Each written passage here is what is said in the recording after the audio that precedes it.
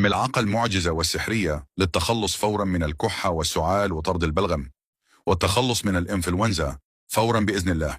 ولكن أولا استحلفكم بالصلاة على رسول الله وأن تدعمنا بإعجاب ومشاركة لتكون سبب في شفاء الملايين وإنقاذ الناس.